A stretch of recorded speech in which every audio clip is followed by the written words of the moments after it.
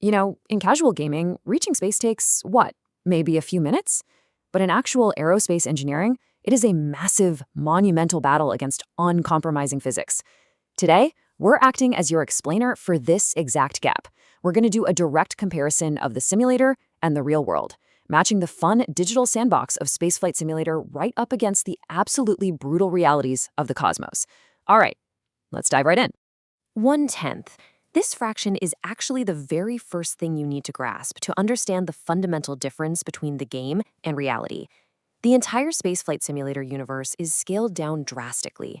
It's roughly 1/10 the size of our actual solar system. And well, why is that? Think about the sheer emptiness of the cosmos. Real spaceflight involves hours, days, or even months of just uneventful waiting in the dark void. A real-world trip to Mars, for instance, takes anywhere from 7 to 9 months of just coasting through total nothingness.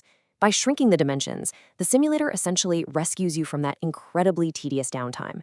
It keeps the gameplay engaging and fluid while still perfectly teaching you the core mechanics of space travel. Here is our flight plan for today. We'll start with launch and scale. Head up to the vacuum for 2, the physics of orbit. Turn back for 3, surviving re-entry. And finally brave the ocean in 4, splashdown. Section 1.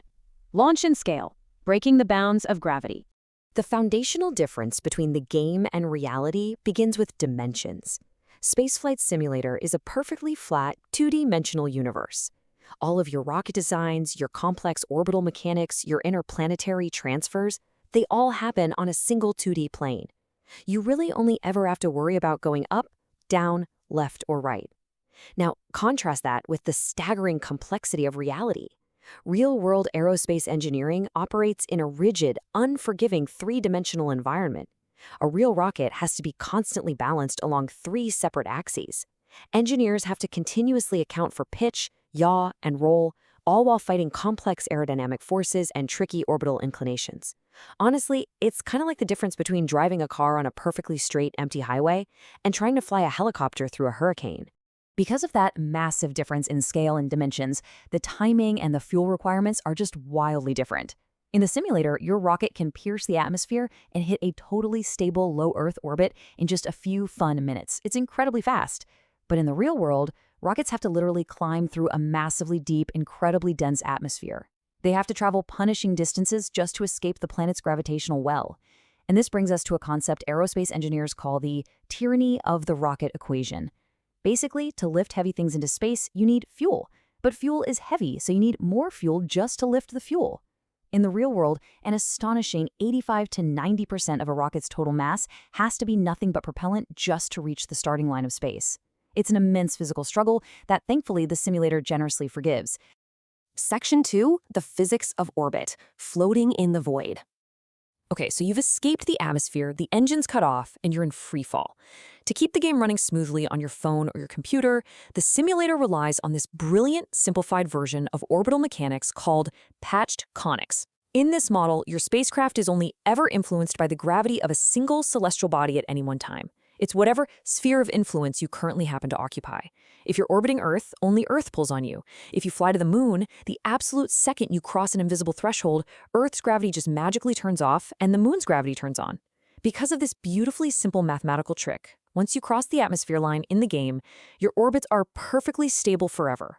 I mean, you could leave the game running for a million years, go live your life, and your ship would be locked in the exact same track. But let's contrast that perfectly stable digital world with the brutal reality of our actual universe, which gives us the n-body problem. In real-world physics, there are absolutely no neat little spheres of influence. Every single object in the universe exerts a gravitational pull on every other object, simultaneously. It is a messy, chaotic web of gravity. Real orbits are constantly being perturbed and pulled out of shape by the uneven, slightly bulging mass of the Earth itself. They're tugged on by the gravity of the moon, distorted by the massive gravitational well of the sun. Actually, incredibly, even Jupiter's gravity faintly tugs on the tiny communication satellites orbiting right here above Earth. The math required to calculate all these overlapping invisible forces is just staggering. So the crucial takeaway here is that staying in space is an ongoing, relentless battle. It's definitely not a set-it-and-forget-it scenario. Take the International Space Station, for example. Even way up in low Earth orbit, where you might think it's a perfect vacuum, there's actually a microscopic but incredibly persistent atmospheric drag. scattered molecules of air are constantly bumping against the station's massive solar panels. Because of this, the ISS has to regularly fire its thrusters just to boost its altitude. If it didn't fight this constant battle against that faint drag and that complex gravity web we just talked about, its orbit would eventually decay and it would plunge right back down to Earth. This is a harsh reality of real-world physics that simulator players happily get to ignore the second they clear the atmosphere line. Section 3. Surviving Re-entry. The Thermal Gauntlet. Now we're turning our ship around and heading back home. I want you to think about this question for a second. What really causes re-entry heat? In Spaceflight Simulator, aerodynamic drag is calculated largely based on the visual shape of your rocket. You're forced to use heat shields so your unprotected fuel tanks and crew capsules don't overheat and explode. Visually, it looks exactly like friction, but the real-world science of aerothermodynamics is infinitely harsher and vastly more complex than just two surfaces rubbing together. Real re-entry heat isn't just caused by the friction of air scraping against the hull. It's actually primarily caused by the extreme compression of air. Your vehicle is traveling at hypersonic speeds, often upwards of 17,000 miles per hour, and it's slamming into the atmosphere so violently fast that the air molecules simply cannot get out of the way in time. The air compresses brutally directly in front of the vehicle, and this extreme compression creates a superheated plasma field. It's a terrifying, glowing wall of electrically charged gas that quite literally threatens to vaporize real spacecraft. And a wild side effect of this? That dense plasma field acts like a solid wall to radio waves. It entirely blocks out communications, creating this terrifying blackout period where mission control on Earth completely loses contact with the astronauts inside, just holding their breath and hoping they survive the plunge. Because of that superheated plasma and the incredibly precise physics of our atmosphere, real aerospace engineers are working with razor-thin margins. A deviation of just a few degrees in a real spacecraft's entry angle forces one of three absolutely terrifying outcomes. Hit the angle perfectly, and you safely slow down, threading the needle to survive. Come in too shallow, and you'll literally skip off the upper layers of the atmosphere like a flat stone skipping across a pond, bouncing helplessly back out into the dark void with no fuel left to return. Come in too steep, and the compression heat spikes so rapidly that you instantly burn up. Section 4. Splashdown. The Final Impact. Assuming we hit that re-entry corridor perfectly, we arrive at the final phase of our flight. In its latest iterations, Spaceflight Simulator introduced these genuine, dynamic fluid oceans, complete with animated shorelines, realistic buoyancy, and actual depth. Landing in the ocean triggers these awesome, authentic splashdowns, letting you recover capsules. But man, the real ocean is far more brutal than its digital counterpart.